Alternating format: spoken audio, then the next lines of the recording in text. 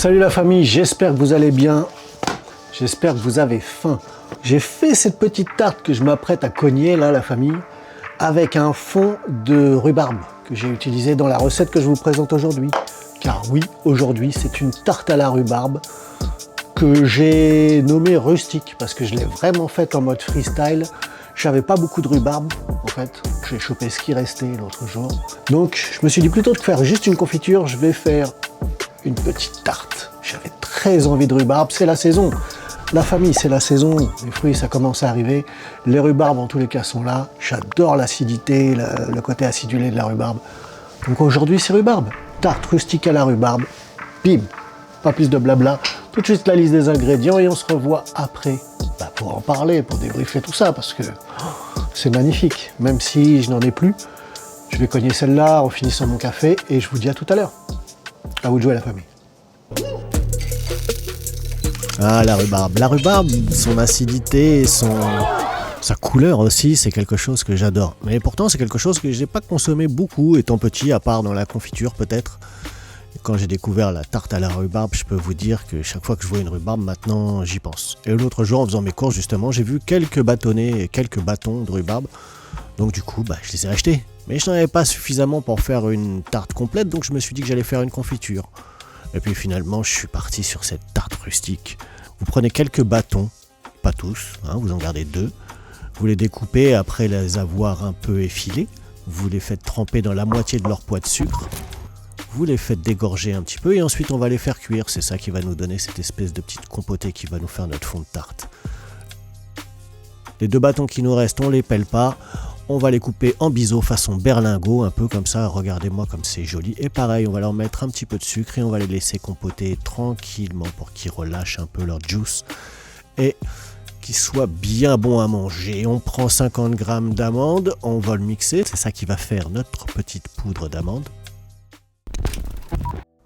Et maintenant, on s'attaque à notre crème d'amande. Un peu de cassonade, du beurre mou, bien sûr. Très mou, c'est mieux.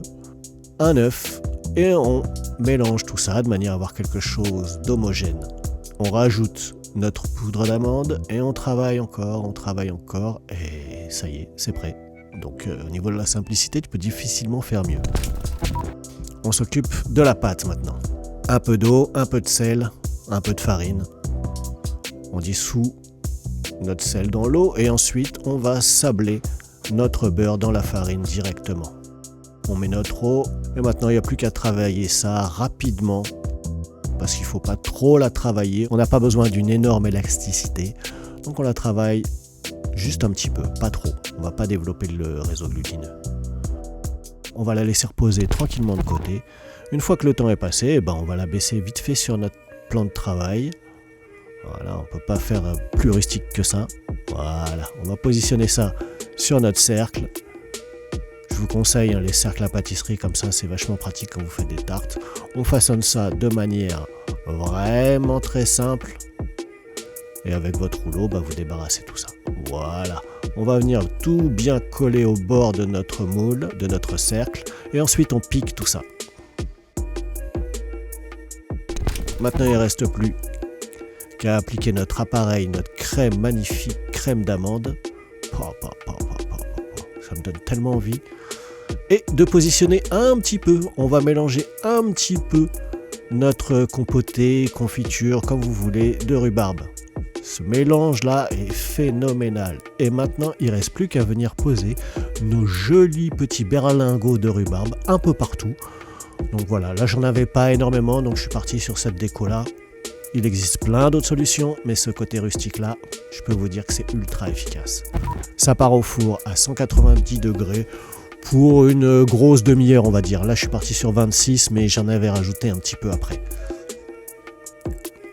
À la sortie du four, on la décercle et on va lui mettre un petit peu d'abricotage.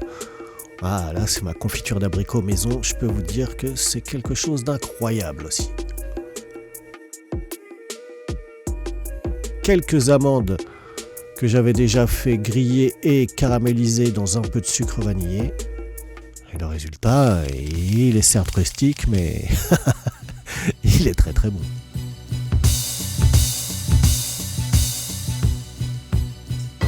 Wow, Bloody Mary! T'as vu ça, comment ça a giclé? J'aurais dû laisser en ralenti. Oh, parce que c'est bon ça aussi. Bon la famille, j'espère que cette petite recette vous a plu. Comme vous avez vu, c'est vraiment très très simple. Juste, faut y mettre de l'amour et de la rhubarbe. La rhubarbe, ça va avec tout. Là, je viens de me cogner ce petit bout là. Acidulé. Bref, moi j'adore ça. J'espère que vous aimez la rhubarbe. Si vous aimez la rhubarbe, je vous invite vraiment à essayer cette recette. Le mélange de crème d'amande avec cette petite compotée de rhubarbe là, ça donne un résultat, c'est ouf. Et les rhubarbes, quand vous les faites dégorger un peu dans du sucre comme ça là, à la cuisson, elles se transforment, on aurait presque dit des framboises. Bref, la famille, pas plus de blabla. Portez-vous bien, abonnez-vous si ce n'est pas déjà fait, likez, commentez, surtout commentez. La suite arrive. Si vous n'avez pas vu la série de recettes, la farce et la pâte, il y a les empanadas, il y a les petits pains, les brioches, là il y a les raviolis qui arrivent. Et prochainement, il y a un feuilleté au jambon aussi. J'ai fait une première version, peut-être je vais faire une autre version, je sais pas. Mais il y a plein de trucs qui arrivent, la famille. Donc, cloche de notification, comme ça vous êtes au courant quand il se passe un truc. Et n'hésitez pas à commenter. Et en parler autour de vous aussi. Mais le mieux, c'est de faire ces recettes. Comme ça, vous allez voir la tête de vos convives, la tête de votre famille, quand vous allez leur présenter ce genre de trucs. Je pense qu'ils vont vous remercier. Et moi aussi, je vous remercie pour le coup. Bienvenue à tous les nouveaux abonnés. Allez, j'arrête le blabla commercial. C'est parti la famille. À très bientôt. Et allez voir les autres recettes, vous allez voir, ça tue. Merci à vous d'être resté jusqu'au bout de cette recette de la tarte rustique à la rhubarbe. Il y a quelque chose qui ressemble, qui arrive très prochainement, c'est la bourdaloue. Oh là là là là, l'amandine aux poires. Bref, la pâtisserie, j'adore ça.